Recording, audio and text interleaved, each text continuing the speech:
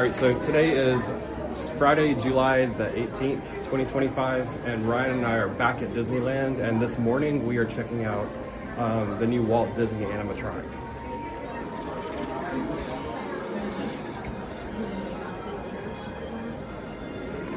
And so inside the Main Street Theater, there is a gallery of old maps and drawings of the park, which is really cool.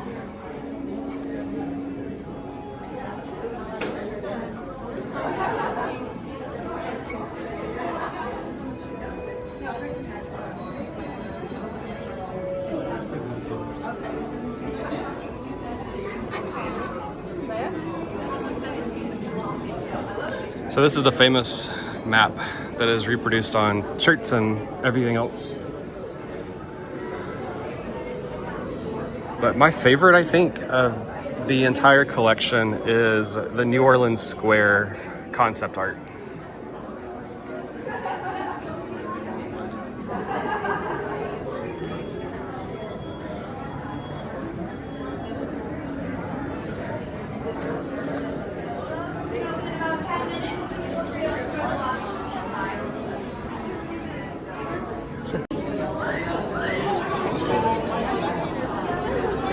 Rosie, the alligator, or she's from the Enchanted Tiki Room.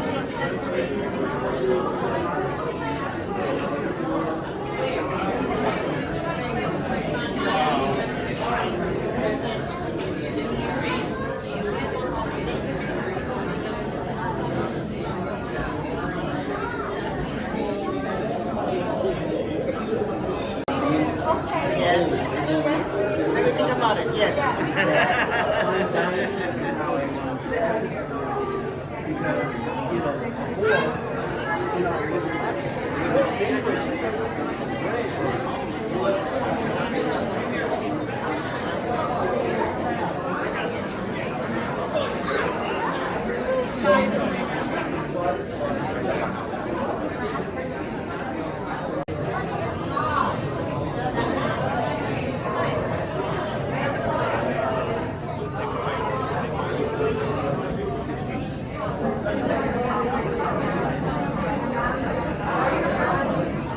So weird flex, but okay.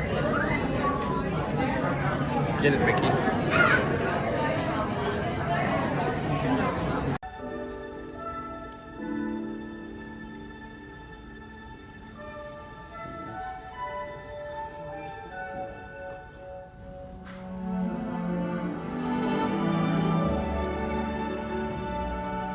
They say that Hollywood is a town built on dreams, and one of its greatest dreamers was Walt Disney. His life was filled with both exhilarating success and heartbreaking setbacks. But he never gave up. He just kept moving toward that great big, beautiful tomorrow. The story of Walt's life is truly a magical one, and no one could tell it quite like Walt himself. My dad worked as a carpenter in the World's Fair building. He eventually ended up in Chicago as a contractor, and he was doing that when I was born, December 1801. But my dad made some money as a contractor, and he wanted to get back to the farm. They finally ended up buying this farm in Marceline, Missouri. It was a beautiful farm, but it was not the kind of farm to make a living on. Things got pretty tough on the farm, and my dad had a sickness. So my dad sold the farm, took the money, and went to Kansas City.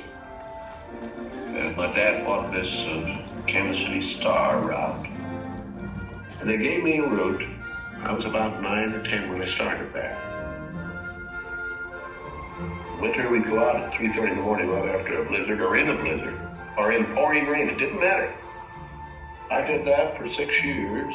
His best friend, his brother Roy, had gone as well. So Walt did something that he would do throughout his life when things got tough. He took a chance. My brother had joined the Navy, so I wanted to join it. Well, I was still a year too young, 16. Finally, this kid come in to me very excited. He said, "There's something just forming here that you and I can get in." I said, "What is it?" He said, "An ambulance unit." I was in Paris 3rd of September, the Pershing pulled off. Paris, which had been this exciting thing with all its soldiers and things, suddenly there wasn't a soldier to be seen. And I suddenly became very lonesome. So then I went in and put a request in to be discharged. So I hit Chicago. That's where my parents were living. And I said, Dad, I want to be an artist. And my dad, he just couldn't buy that. So I pulled stakes and moved to Kansas City. Roy was in Kansas City working at a bank.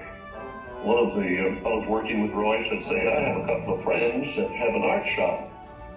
So I went up to these samples, and there were all these corny things I'd done in France. Well, my gosh, they hired me. I mean, right on the spot. So I took the camera home, and then I started experimenting on my own way. So then I went into this Kansas City Film Center. So that was where I got started in the animation business. So I was thinking if I had something with a novel to it, I might crack the market. But I still couldn't get anywhere with it.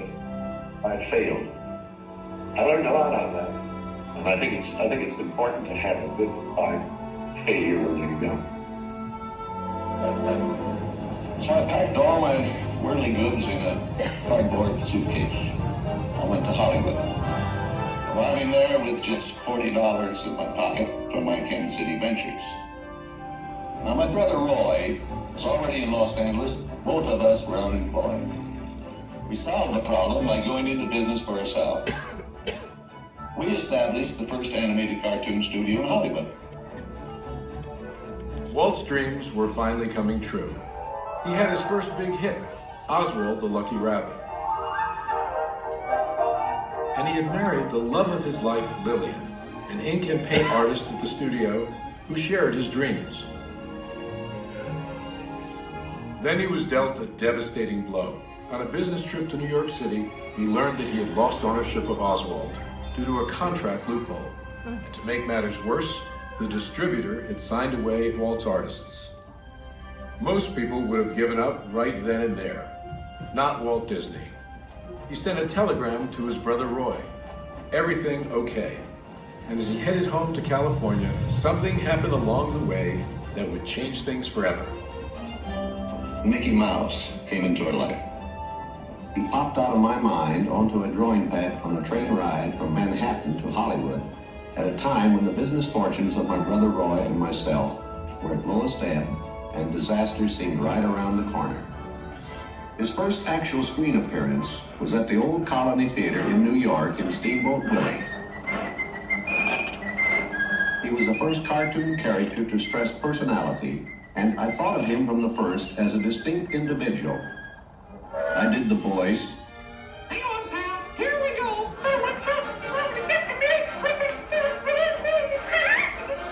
Mickey was simply a little personality assigned to the purposes of laughter.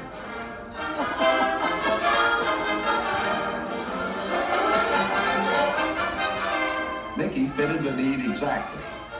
He brought in the money which saved the day.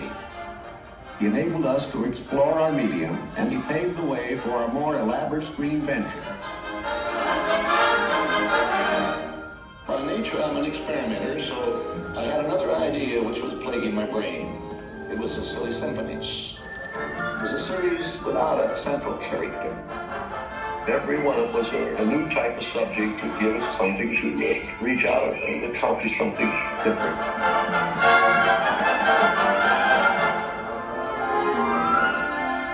Then we started distributing for Mickey Mouse and the Silly Symphonies. It was Nick and Todd getting them out. Walt began to push himself and his artists. And when he wasn't working, he was worrying about the future. And then the inevitable happened. In 1931, he had what he called a heck of a breakdown. So he did something unique for Walt Disney. He took time off and took his wife on the first vacation they had ever had. When they returned, he was a new man, filled with ideas for the future.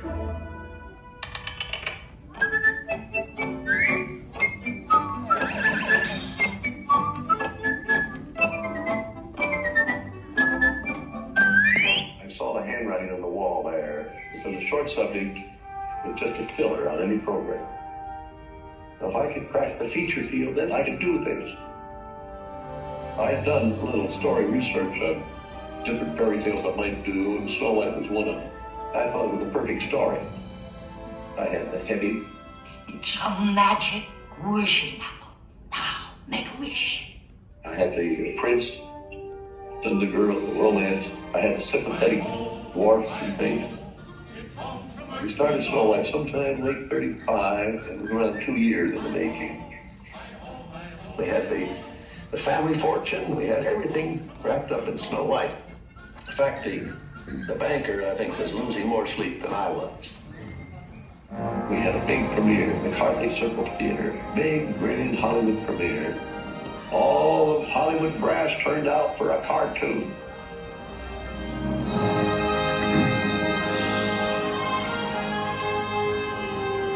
The Granny at Snow White and the Seven Dwarfs is going to be presented this beautiful statue. Isn't it bright and shiny? Oh, it's beautiful. Aren't you proud of it, Mr. Disney? Well, I'm so proud, I think I'll bust. With the profits of Snow White, I built the studio.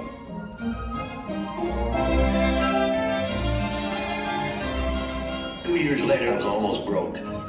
Plus, I had all these pictures and words. Pinocchio. There are no things on me. Bambi. Fantasia.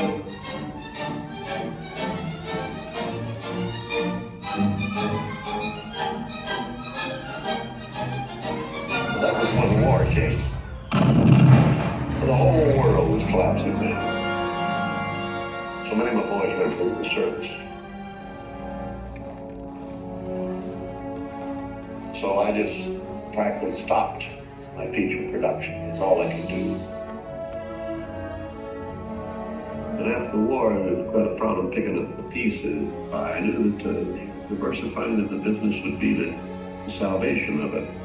So I tried various things. I wanted to go beyond the cartoon.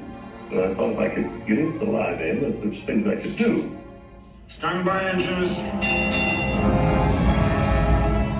Come on, Dad, boys, get him!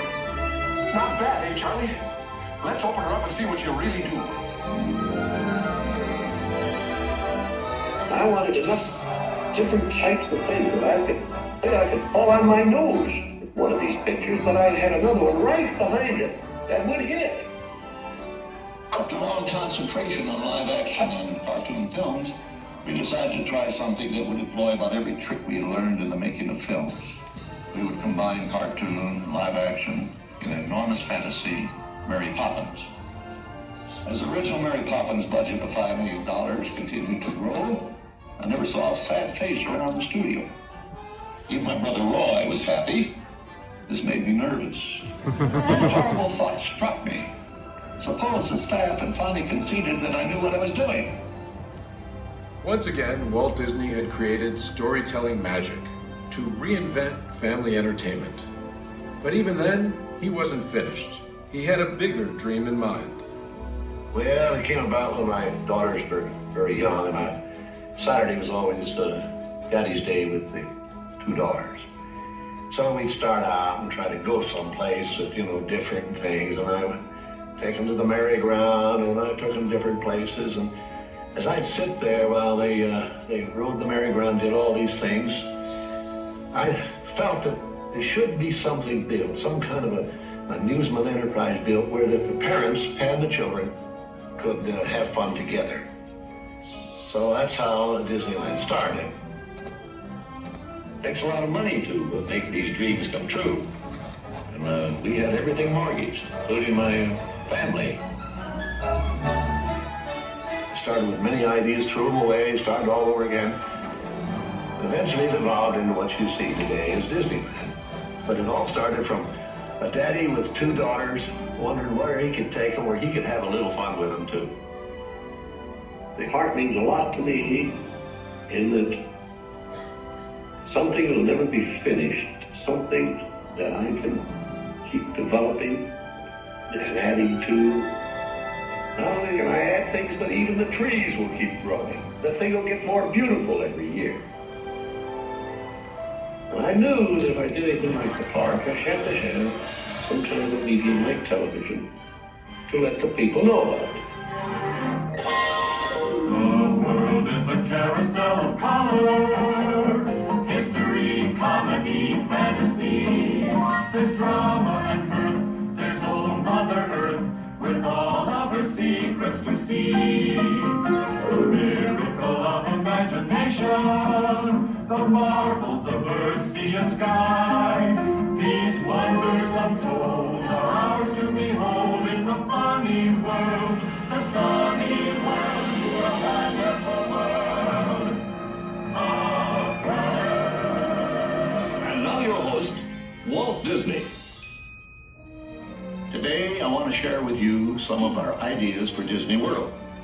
Here in Florida, we have something special we never enjoyed at Disneyland. A blessing of size. There's enough land here to hold all the ideas and plans we can possibly imagine. We know what our goals are. We know what we hope to accomplish. And believe me, it's the most exciting and challenging assignment we've ever tackled at Walt Disney Productions. Throughout his storied career, Walt never gave up, despite the many challenges, a lifetime of inspiring others. He created dreams that live on today for millions around the world. But with all of that, when asked to name his greatest reward, Walt's reply was surprisingly humble. Well, my greatest reward, I think, is that I've been able to build this wonderful organization, and also to have the public appreciate and accept what I've done all these years. That is a great reward. But all individuals are different. I had a brother who I really envied because he was a mailman. But he was the one that had all the fun. He had himself a trailer, and he used to go off and go fishing, and he didn't worry about payrolls, that story, he just had picture grocers or anything. And he was the happy one. I always said he's the smart Disney. You know, I was stumped one day when the little boy asked, "Do you draw Mickey Mouse?" And I had to admit I do not draw anymore. Well, then you think of all the jokes and ideas. No, I said, I don't do that. Finally, he looked at me and said, "Mr. Disney, just what do you do?" Well, I said, sometimes I think of myself as a little bee. I go from one area of the studio to another and gather pollen and sort of stimulate everybody. I guess that's the job I do. You know, there's a lot of satisfaction in developing ideas into realities, but there's really no secret about our approach. We keep moving forward, opening up new doors, doing new things, because we're curious. And curiosity keeps leading us down new paths. We're always exploring and experimenting. We're interested in doing things that are fun, in bringing pleasure and especially laughter to people. But I only hope that we never lose sight of one thing. It was all started by a mouse. Like a bolt out of the blue, fate steps in and sees you through. One you wish upon a star.